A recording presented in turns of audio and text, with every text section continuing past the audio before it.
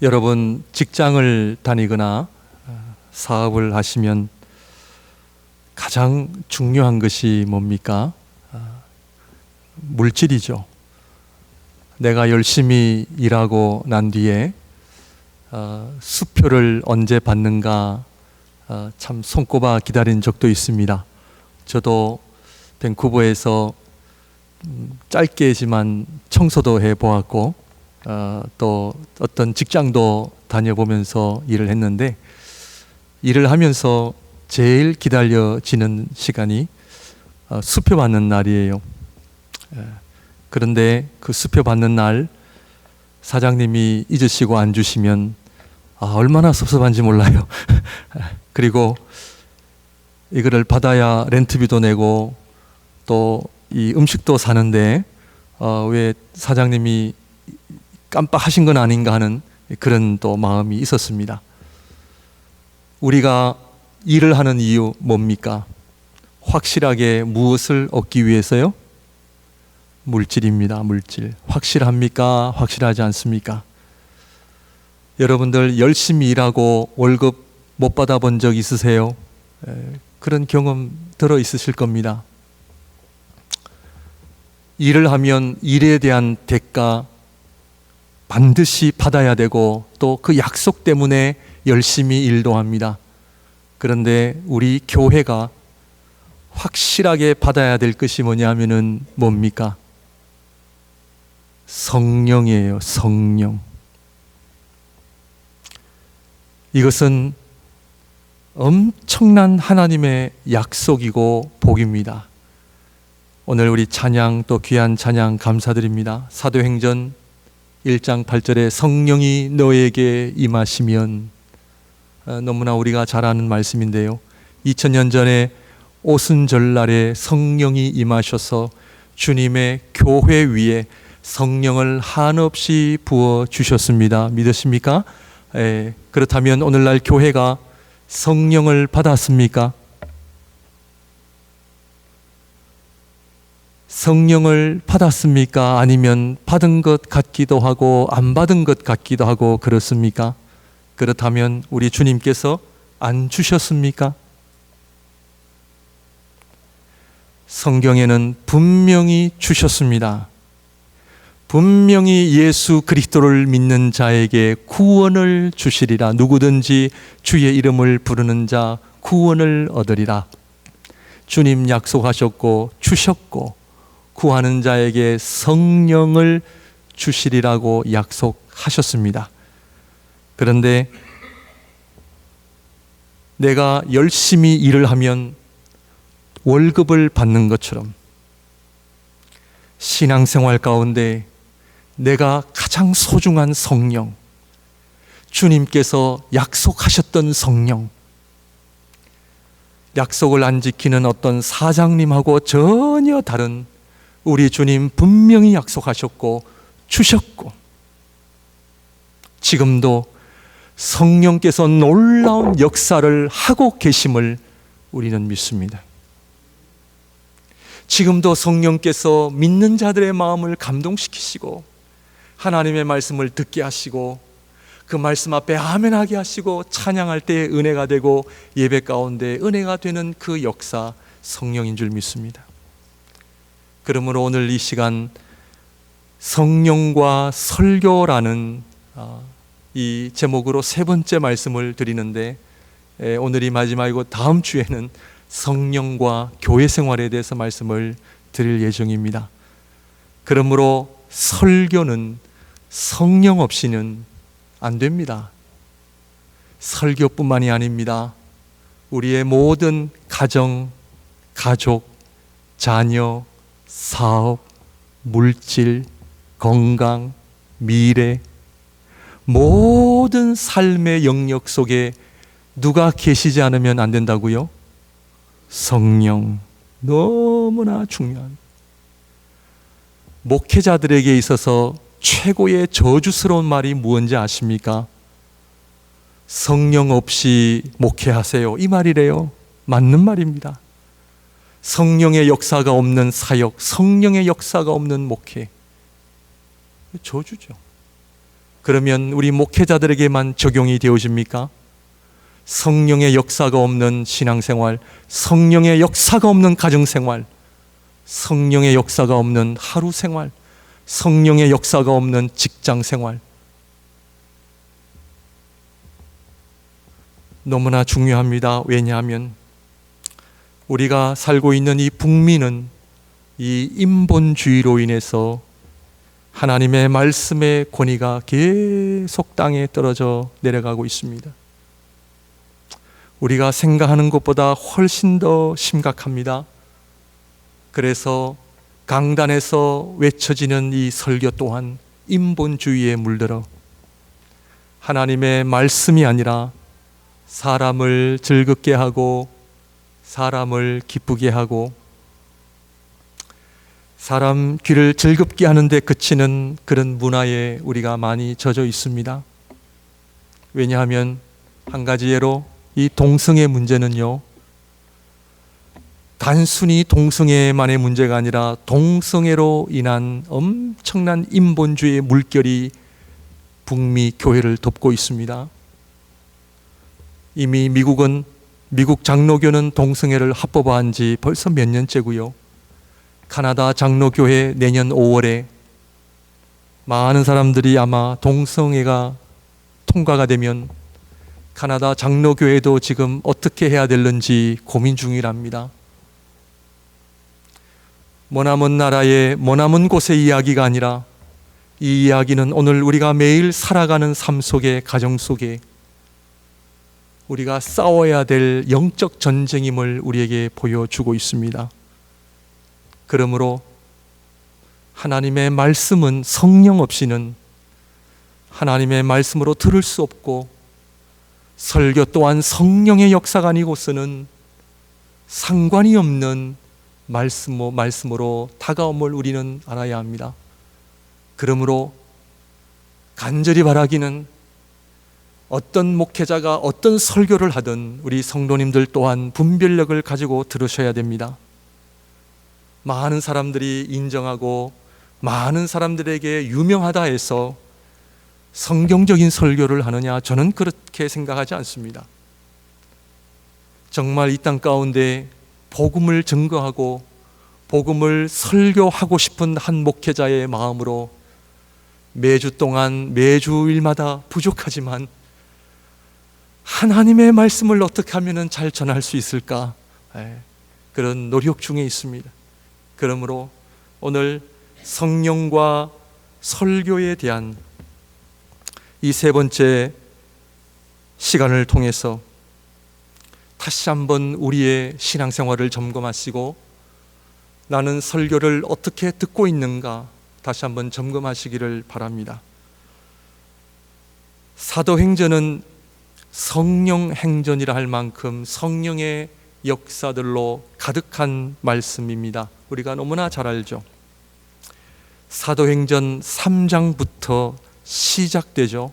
물론 1장부터 시작됐습니다만 그러나 2장에서는 교회가 세워지는 말씀이다 보니 공식적으로는 3장 성전 미문 안에 앉아 구걸하던 안전뱅이가 기적을 경험하고 일어나 뛰며 찬양하는 그 기적의 사건을 시작으로 오늘날 성령의 역사가 무언지를 우리에게 보여준단 말이죠. 이것은 2000년 전의 이야기만이 아니라 지금도 성령께서는 주님의 몸된 교회를 통하여 놀라운 성령의 역사를 일으키고 계심을 우리는 믿어야 할 줄로 믿습니다. 그런데 이러한 성령의 역사를 한 번밖에 없는 삶을, 한 번밖에 없는 이 귀한 삶을 성령의 역사를 경험하지 못하고 사는 것보다 더 불행한 삶이 없어요. 물질 담임 목사로서요, 우리 성도님들 다 부자가 되기를 위해 기도합니다. 기도합니다. 어느 교회 담임 목사가 당신 교회 성도님들이 가난하기 원하는 목사 아무도 없습니다. 하나님 부자 되게 해주시고 우리 목양교회 성도님들 이왕이면 다 100살까지 살게 해주시고 왜 아멘 안 하십니까? 이왕이면 하나님 사업 잘 되게 해주시고, 그런데요, 조금만 더 생각해 보면 물질, 건강, 사업 누려봐야 몇 년 누립니까? 100살까지 산다 합시다. 저도 이제 50인데 50년 남았어요. 이 땅에 있는 것은 다 사라지잖아요. 결국 허무입니다. 인생은 허무입니다. 모든 철학자들, 모든 인본주의자들의 결론이 뭐냐면요, 허무입니다. 허무. 허무 때문에 쾌락으로 나가기도 하고 삶을 포기하는 좌절로 나가는 두 개의 삶밖에는 없어요. 그러므로 정말 영원한 값어치 있는 믿음의 삶, 성령의 역사, 성경이 성령의 역사를 말하고 목사님이 저렇게 성령의 역사를 이야기하는데 도대체 성령의 역사가 뭔가? 정말 내가 기도할 때에 하나님의 말씀을 통하여 성령의 역사가 뭔가? 설교를 많이 듣느냐 적게 듣느냐 또 뭐 중요합니다만 더 중요한 것은 설교 한 번 잘 들으면 인생이 바뀝니다. 설교 한 번 잘 듣고 대박난 인생들이 얼마나 많은지 아십니까? 설교가 그렇게 중요합니다. 사도행전은 성령 행전이요, 성령 행전이라고 기록했던 누가, 저자인 누가가 이 사도행전의 설교를 무려 19편이나 기록하고 있습니다. 사도행전은 성령 행전이요, 성령 행전은 곧 설교라는 말입니다. 설교가 왜 중요하냐? 설교를 통해 성령의 역사가 드러나고, 설교를 통해 하나님의 말씀이 들려오고, 하나님의 말씀을 통하여 구원이 이루어지고, 설교를 통하여 주께로 돌아오는 역사가 일어나게 되고, 설교를 통하여 회개하는 역사가 일어나게 되고, 설교를 통하여 하나님께서 영광을 받으시기 때문인 줄 믿습니다. 그래서 꼭 제가 설교를 잘한다 이 얘기가 아닙니다. 저는 부족하고 연약하고요, 정말 이 설교를 지금도 실험하고 앞으로도 실험하고 있습니다. 그러므로 성경에서 이야기하는 설교가 뭔지, 참 제가 너무나 보잘것없는데 겁없이 말씀을 드린다면은 정말 잘 이해해 주십시오. 잘 이해해 주십시오. 성경적인 설교 너무나 소중한 시대입니다. 참 소중한 시대입니다. 오늘 설교의 자세에 대해서 말씀을 드렸고, 오늘 설교의 내용이 뭔가, 무엇이 성경적인 설교인가를 오늘 말씀을 드리고, 우리가 하나님 앞에 우리 참 설교를 회복할 수 있는, 성경적인 설교를 회복할 수 있는 저와 여러분들이 되시기를 바랍니다. 여러분 가운데 내가 듣고 싶은 설교를 들을 때 은혜스러운 설교라고 생각하는 분들 계십니까? 그것은 성경적인 설교가 아닙니다. 그런데 적지 않은 신앙인들이 내가 듣고 싶은 설교를 목사님이 하실 때 아멘 하는 역사가 일어난다 그래요. 본인이 듣기 싫은 설교는 노멘이라 그러고, 그것은 성경적인 설교가 아닙니다. 그리고 어떤 분들은 설교를 들을 때 본인에게 적용을 하는 것이 아니라 항상 이 말씀은 저 장로님이 들으셔야 되는데, 이 설교는 우리 아내가 들어야 되는데, 이 설교는 내 남편이 좀 듣고 회개를 해야 되는데, 이것 또한 하나님이 기뻐하시는 설교가 아니죠. 요즘에 가장 지배적인 설교가 어떤 설교냐면 예화 설교입니다. 저는 예화 설교는 90%가 성경적인 설교가 아니라고 저는 생각을 합니다. 조심해야 합니다. 예화를 하는 이유는 사람들에게 감동을 주는 설교가 될 수 있는 가능성이 많기 때문입니다. 예화는 하나님의 말씀을 대신할 수가 없습니다. 오늘 이 강단은 하나님의 말씀을 전하는 곳이지 사람의 말을 듣는 곳이 아닙니다. 어느 아무개가 했더라, 어느 아무개가 믿음의 삶을 살았더라, 부수적으로는 가능하지만 그러나 본질이 될 수는 없습니다. 그러므로 정말 하나님 앞에 두려운 마음으로 오늘 성경적인 설교가 뭔가, 하나님이 기뻐하시는 설교가 무엇인가 살펴보도록 하겠습니다. 오늘 말씀을 보시게 되면 사도행전 2장 22절을 우리 한번 볼까요?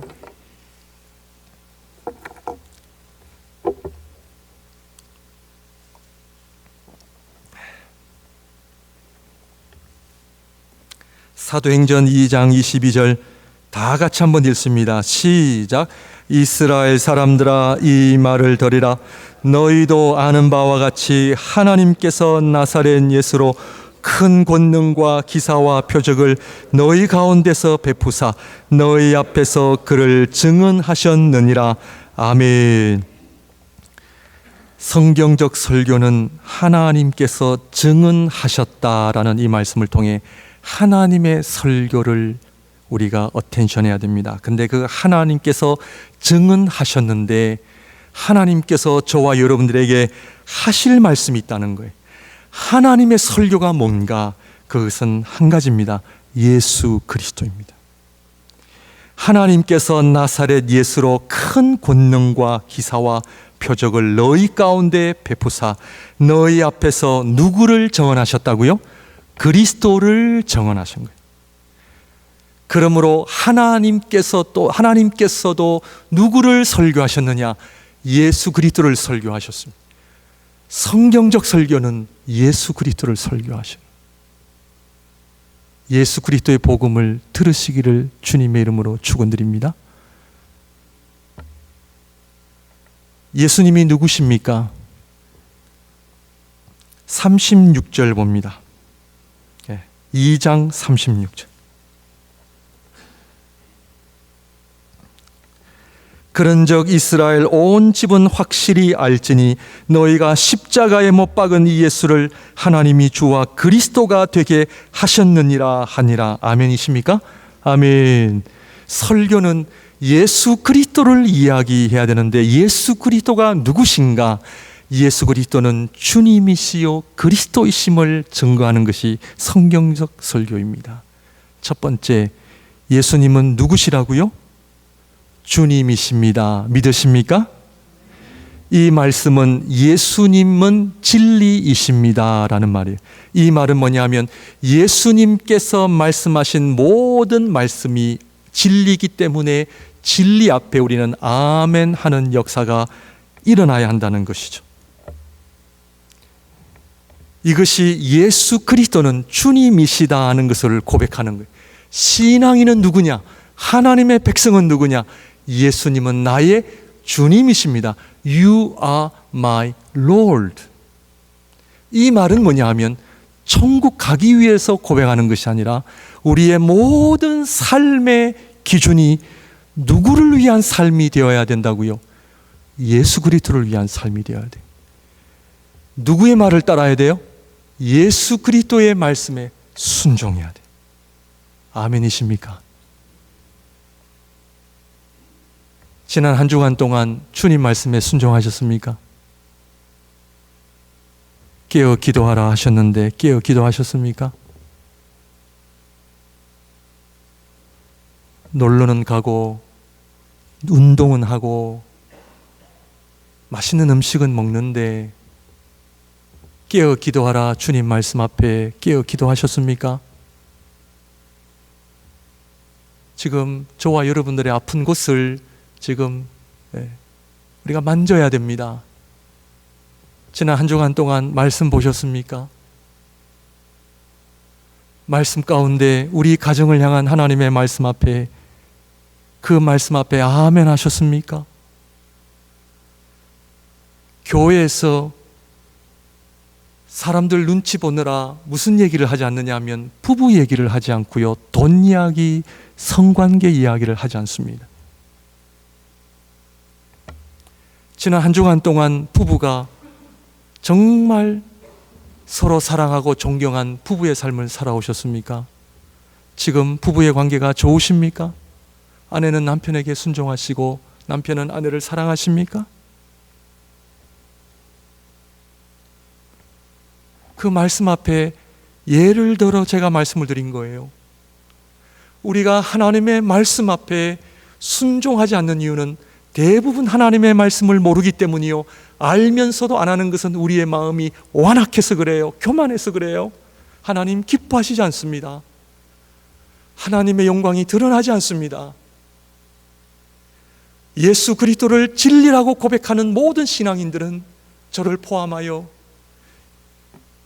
성도님들이 인정해주고 목양교회가 성도님들이 너무 좋고 재정이 많아서 성공한 목회자가 아니라, 성공한 목회자는 하나님 앞에 예수 그리스도의 말씀 앞에 순종하는 목사가 성공한 목회자입니다. 세상이 나를 얼마나 알아주고 우리 자식이 세상 사람들이 얼마나 부러워하는 물질과 명예를 가지는 것이 성공의 삶이 아니라, 하나님 앞에 성공하는 삶은 하나님 말씀 한 구절 한 구절 앞에 내 삶을 드리고 순종하는 삶인 줄 믿습니다. 이것을 우리가 하고 있느냐는 거예요. 말로만 예수님은 나의 주님이시라고 고백은 하지만 우리의 삶은 여전히 내 마음대로 살아가는 거예요.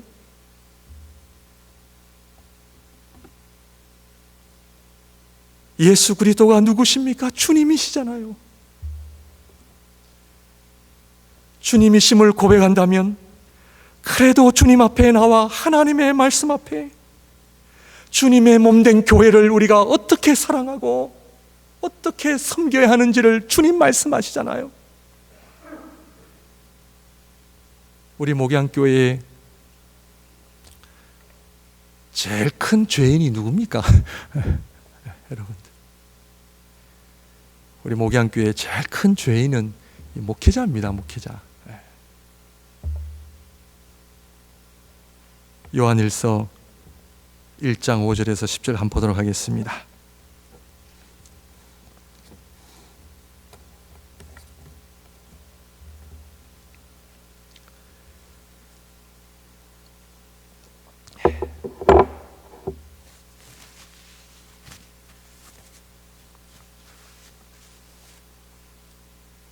우리 앞에 스크린 집사님 비춰주세요. 요한일서 1장 5절입니다.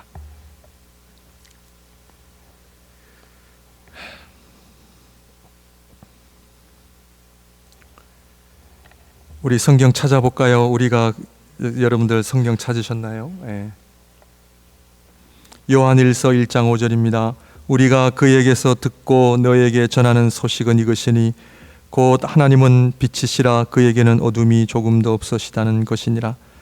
만일 우리가 하나님과 사귐이 있다 하고 어둠에 행하면 거짓말을 하고 진리를 행하지 아니함 이거니와, 그가 빛 가운데 계신 것 같이 우리도 빛 가운데 행하면 우리가 서로 사귐이 있고 그 아들 예수의 피가 우리를 모든 죄에서 깨끗하게 하실 것이요, 만일 우리가 죄가 없다고 말하면 스스로 속이고 또 진리가 우리 속에 있지 아니할 것이요, 만일 우리가 우리 죄를 자백하면 그는 미쁘시고 의로우사 우리 죄를 사하시며 우리를 모든 불의에서 깨끗하게 하실 것이요, 만일 우리가 범죄하지 아니하였다면 하나님을 거짓말하는 이로 만드는 것이니 또한 그의 말씀이 우리 속에 있지 아니하니라.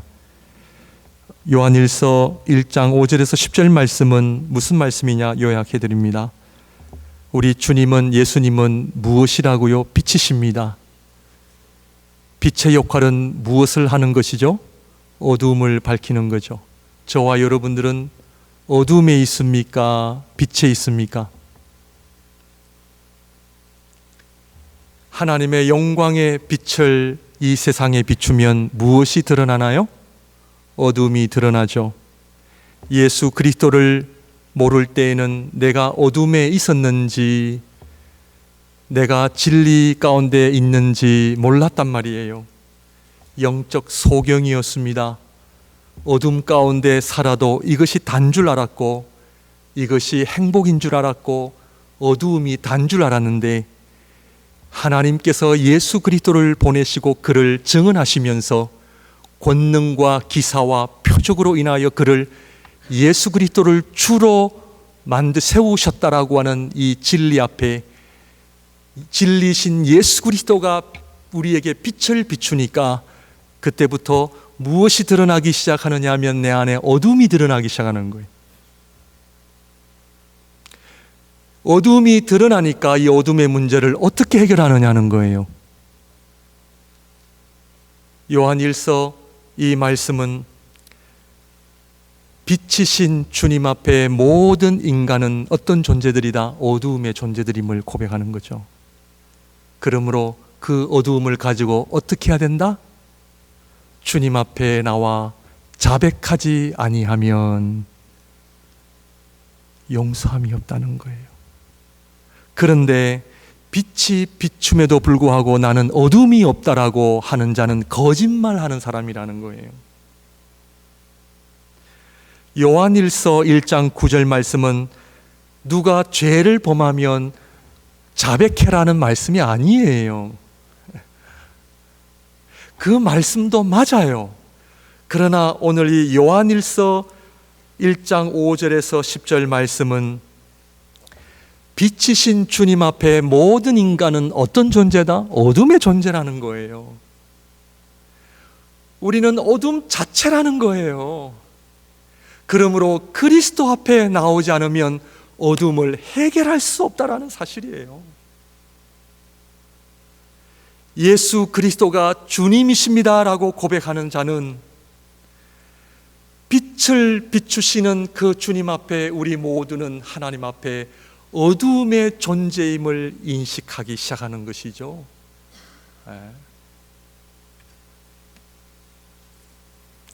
이 어둠 앞에 우리는 어떻게 해야 합니까?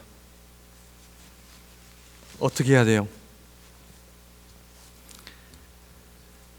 이사야 선지자가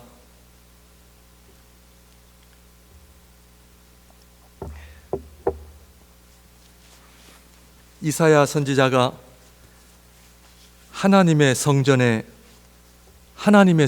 들어가서 그 성전에 하나님의 영광의 빛이 비쳤단 말이에요. 그 빛 앞에 이사야 선지자가 부정하다, 부정하다. 자신의 그 어둠이 드러나면서 하나님 앞에 꼬꾸라진 거죠. 나는 영광의 죄를 지닌 부정한 입술을 지닌 내가 영광의 하나님을 만나 뵈었으므로 나는 이제 죽었구나 하면서 엎드린 사건이 이사야 6장의 사건입니다. 이것이 복음의 시작입니다. 복음의 시작은 예수 그리스도는 주님이십니다라고 고백하는 자는 하나님의 영광의 빛 앞에 나라고 하는 존재는 죄덩어리예요. 죄덩어리. 어떻게 하면 좋아요?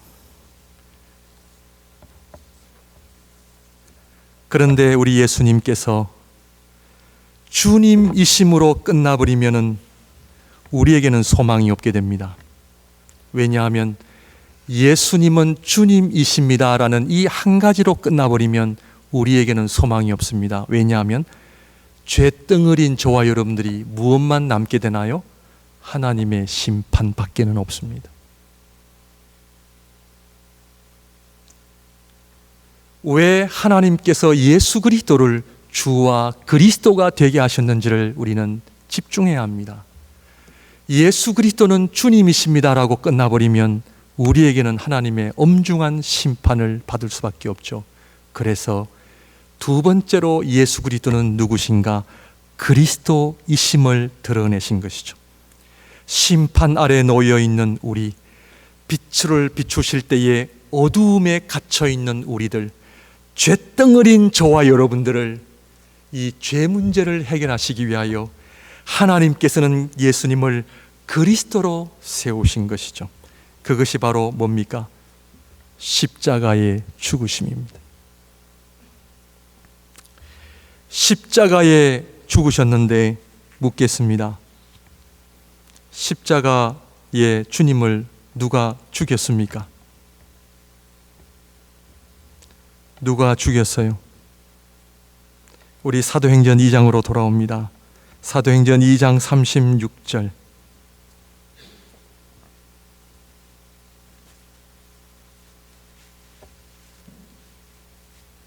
사도행전 2장 36절입니다.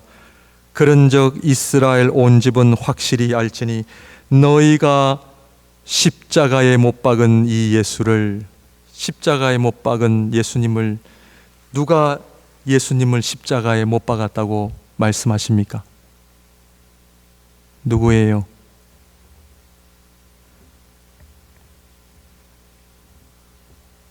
우리는 아니에요.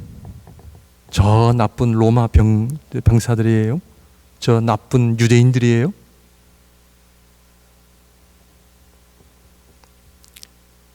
하나님의 말씀인 설교는 두 번째, 첫 번째는 예수 그리스도가 주님이십니다 라고 고백할 때 나는 하나님 앞에 어두움이 가득한 존재입니다를 깨닫게 되고, 더 나아가 이 어두움이 얼마나 심각한지를 하나님 우리에게 보여주십니다. 너희가 예수 그리스도를 십자가에 못 박은 죄인이다.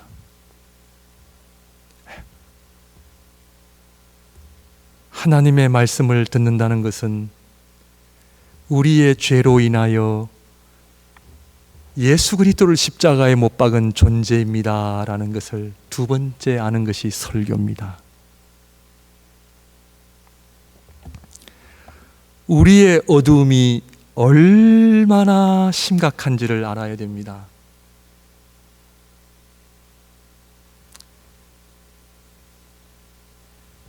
우리가 하나님 앞에 지니고 있는 어둠의 문제가 얼마나 심각한지를 알아야 됩니다.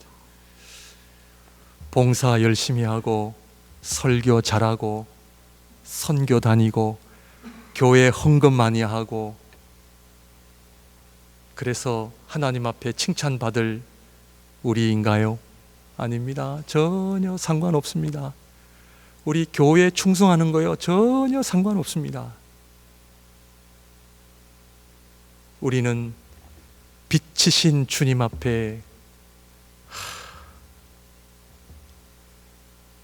내 안에 해결할 수 없는 이 어둠의 문제, 이 죄가 얼마나 심각한지 그리스도께서 십자가에 죽으실 수밖에 없다라고 하는 이 심각한 어둠의 문제. 그런데 하나님께서 그리스도를 사망에 매여 있을 수 없게 하시기 위하여 부활의 놀라운 은총을 허락하시는 것이죠. 성경적인 설교 두 번째까지 말씀을 드렸습니다. 하나님의 말씀을 통하여 예수 그리스도는 주님이심이 드러나고 그 주님 앞에 저와 여러분들은 하나님의 말씀 앞에 무엇이 드러나야 된다고요? 내 어둠이 드러나야 됩니다.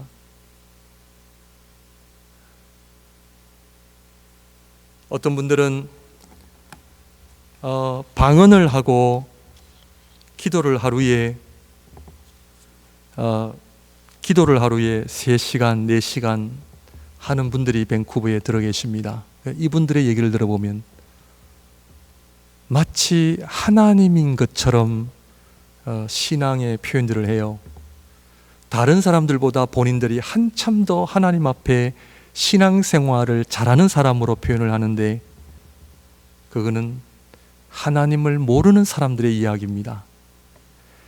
빛이신 주님 앞에 가까이 나아가면 나아갈수록 내 안의 어둠이 더 드러나거든요. 이것이 성령께서 하시는 일입니다. 자, 첫 번째, 예수 그리스도는 주님이심을 믿으십니까, 성도님들? 그렇다면 그 주님의 말씀 앞에 서 보셨습니까? 이루 말할 수 없습니다.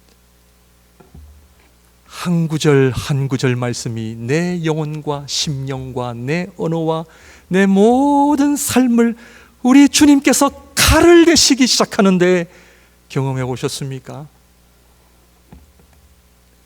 그리고는 주님 살려주세요. 예수 그리스도의 보혈을 의지하고 예수 그리스도를 믿음으로 말미암아 우리의 죄가 속죄함을 얻는다는 자리까지 나오게 됩니다. 그래서 오늘 본문의 말씀 볼까요? 37절입니다. 세 번째 성경적인 설교를 들을 때 나타나는 반응입니다. 37절, 그들이 이 말을 듣고 마음에 어떻게 해요? 찔려. 이것은 예수 그리스도가 주 되심과 그리스도 되심을 고백하는 자, 아는 자에게 나타나는 현상이, 하나님의 말씀을 들을 때 우리가 첫 번째 나타나는 반응이 뭐냐면 마음의 찔림이에요. 묻습니다. 우리가 어찌할꼬? 사도들이 얘기합니다. 회개해라. 하나님의 성경적인 설교는 예수 그리스도가 주와 그리스도가 되심을 믿는 자에게 첫 번째 나타나는 반응은 마음의 찔림을 받고, 둘째 뭐합니까? 회개합니다. 회개를 왜 해야 됩니까? 회개를 왜 해야 돼요? 회개가 없이는 성령을 받을 수가 없어요. 회개가 없이는 성령을 받을 수가 없어요. 우리가 교회 생활 하나님의 말씀을 들으면서요, 회개가 일어나지 않는 것은요, 다 가짜들이에요. 정말 목사님 은혜 받았습니다. 아닙니다. 그 말 필요 없습니다. 하나님의 말씀의 유일한 열매는 회개입니다. 회개해야 무엇을 받는다고요? 성령을 선물로 받습니다. 회개 없이는 성령은 불가능합니다. 하나님의 말씀을 수백 번, 수천 번 들어도 회개가 일어나지 않으면 성령이 없다니까요. 성령을 받지 않았기 때문에 교회 생활이 재미가 없는 거예요. 성령을 받지 않았기 때문에 말씀과 기도가 주는 은혜를 모르는 거예요. 여러분, 배고픈 사람이 음식을 먹을 때요, 그냥 먹지 않습니다. 목회자로서 성도님들이 말씀과 기도의 삶을 1차적으로 점검을 하는데요, 사랑하는 성도 여러분, 말씀과 기도를 통해서 내가 성령이 있는지 없는지를 알 수가 있습니다. 목양교회는 남들이 알아주는 교회, 사람이 몇백 명 나오는 교회, 그런 교회가 되는 것이 중요한 것이 아니라 말씀과 기도가 살아 역사하는 교회. 왜냐? 성령을 받은 사람은 말씀과 기도가 살아나 있거든요.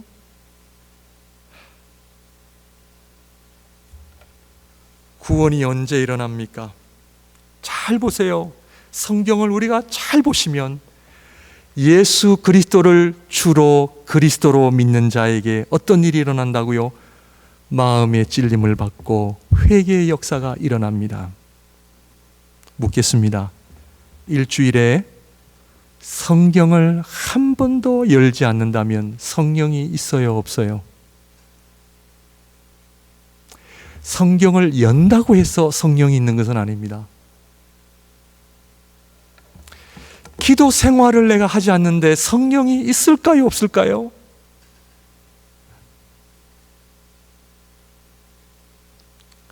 예수 그리스도를 주와 그리스도로 고백하는 자, 마음의 찔림이 있고 회개의 역사가 일어나면 성령을 선물로 받죠. 그리고 40절입니다. 또 여러 말로 확증하며 권하여 이르되 너희가 이 패역한 세대에서 구원을 받으라. 구원이 언제 옵니까? 제일 마지막에 와요. 구원이 언제 온다고요? 제일 마지막에 오는데, 우리 한국교회는 제일 먼저 무엇을 가르친지 아십니까? 구원을 제일 먼저 가르쳤습니다. 그래서 오늘날 구원이 뭔지를 모르는 성도님들이 너무나 많습니다.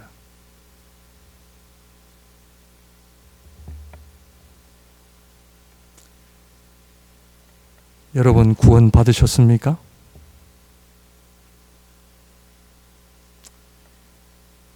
설교는 내가 구원을 받느냐 받지 못하느냐 중요한 하나님의 말씀입니다. 결국 설교의 궁극적인 목적은 구원에 있습니다. 그런데 구원을 받으려면 뭐가 있어야 한다고요? 성령.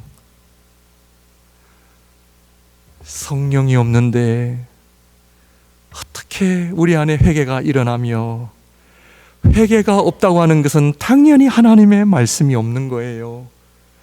당연히 주님을 인정하지 않는 거예요. 그냥 교회 나오는 겁니다. 네. 교회에서 집사 직분 주니까, 장로 직분 주니까, 심지어 목사까지 직분 주니까 활동을 하는 거죠. 구원과는 상관없습니다.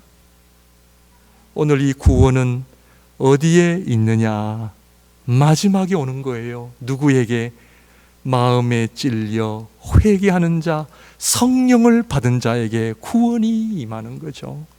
이것이 우리가 설교를 들어야 할 이유요. 설교가 무엇인지를 알고 들어야 됩니다. 내 마음을 위로해주고, 나의 답답한 마음을 어루만져주고, 나의 어떤 문제를 해결해 주는 것이 성경적 설교가 아니라, 오늘 말씀 정리하겠습니다. 주님과의 관계가 있으십니까? 있다면 예수 그리스도를 주님으로 고백하십니까? 여러분들 부끄러움 없습니다. 있는 그대로 대답하시고요. 예수 그리스도를 주님으로 고백하십니까? 그렇다면 하나님의 말씀이 진리인 줄 믿으십니까? 진리대로 살고 계세요? 제가 더 아픈 곳 찌르볼까요? 주님이 더 좋아요? 물질이 더 좋아요?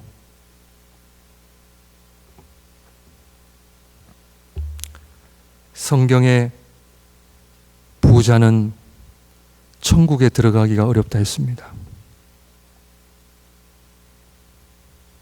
밴쿠버에 사는 분들은 부자일까요? 가난한 자들일까요?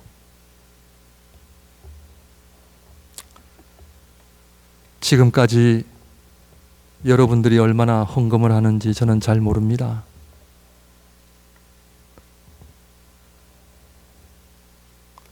헌금 이야기는 제 설교에 없는 내용입니다. 여러분들이 헌금을 어떻게 하는지 저는 잘 모릅니다. 거의 제가 보고받지 않습니다. 그래서 말씀드릴 수 있습니다. 물질과 하나님을 겸하여 섬길 수 없다. 다시 묻습니다. 여러분들의 인생의 목적이 뭡니까? 먼저 너희는 그의 나라와 그 의를 구하라. 먹는 문제, 입는 문제 걱정합니까? 안 합니까? 우리 자식들 걱정해야 하네요.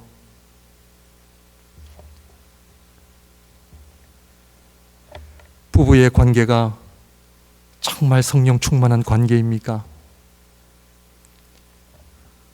교회 생활, 하나님 기뻐하시는 교회 생활 하고 계시나요? 네. 인터넷, 우리 자녀들 모르겠습니다. 우리 부모님들 음란한 거.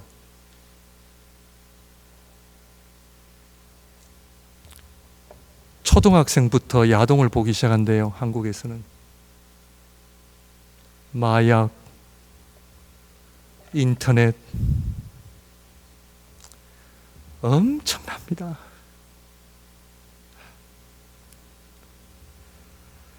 정말 주님의 말씀 앞에 저를 포함해서 정말 성경 말씀 앞에 한 구절이라도 내가 정말 순종하고자 하는 마음이 없으면 하나님 나라와 상관없습니다. 예수 그리스도를 주로 고백하고 그리스도를 고백하는 자가 내 마음대로 산다. 있을 수 없는 일입니다. 있을 수 없는 일입니다. 우리 자녀들 부모 공경해요? 부모 말 들어요?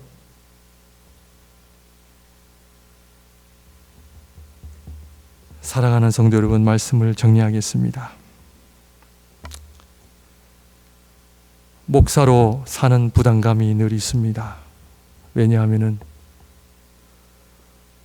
하나님의 말씀 앞에 제 자신이 너무나 부족하기 때문입니다. 하루에도 몇 번 목회를 떠나고 싶고 그만두고 싶습니다. 남들은 목사님 하면서 인정을 해주시고 우리 성도님들 너무 대접을 잘 해주시는데, 그러나 주님의 말씀 앞에 이 부족한 모습은 갈 길이 없죠. 다 그만두자는 얘기가 아닙니다. 심각하다는 말씀을 드리고 싶습니다. 왜냐하면 이 패역한 세대에서 우리가 사는 이 세상이 얼마나 패역한 세대면 구원을 받아야 합니다. 주님의 말씀 정말 붙잡고 사셔야 됩니다. 성령 받으셔야 됩니다. 그래서 성령의 놀라운 열매 맺어 가야 합니다. 지금 우울증 환자들이 많아지고 있습니다. 밴쿠버에. 약을 의존하는 사람들이 계속 늘어가고 있습니다. 몸이 연약한 분들도 계속 늘어가고 있고요. 그래서 우리 성도님들에게 다시 한번 말씀을 드립니다. 말씀과 기도로 오셔야 됩니다. 말씀과 기도를 하지 않으면 성령의 능력이 아니고서는 이 어려운 이 환난과 이 어려움을 우리가 이겨낼 수가 없습니다. 이겨낼 수가 없습니다.